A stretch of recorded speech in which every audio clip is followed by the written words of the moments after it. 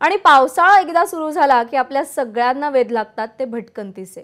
गड किल्ले, धबधबा, हिरवाईने नटलेल्या डोंगर रांगा, हा सगळा निसर्ग डोळ्यात साठवून ठेवण्यासाठी पर्यटक गर्दी करतात। नाशिकच्या येवला तालुक्यातील यादवकालीन असलेला अनकाई किल्ला सध्या पर्यटकांचं आकर्षण ठरतोय।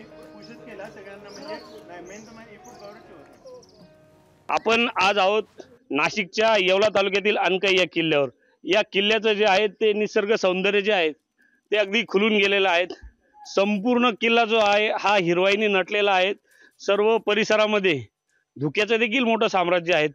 या किल्ल्याचं एक वैशिष्ट्य म्हणजे या ठिकाणी पावसाळा सुरू झाला की पर्यटक मोठ्या संख्येने भटकंती करण्यासाठी येत असतात।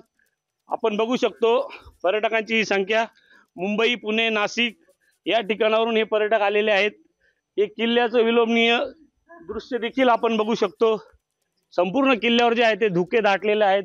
अतिशय आकर्षक आणि यादवकालीन असा हा किल्ला आहे। काही पर्यटक जे आहेत ते इतिहासातील संपूर्ण माहिती या ठिकाणी घेत आहेत। जो काही इथला इतिहास आहे, जे लेण्या आहेत त्यांचं देखील निरीक्षण, सूक्ष्म निरीक्षण या ठिकाणी करतायत। मात्र हे सर्व करत असताना पर्यटकांना देखील त्यांनी एक संदेश दिलेला आहे, जेणेकरून तुम्ही प्लास्टिक जे काही वापराल ते फेकू नका, किल्ल्याची काळजी घ्या।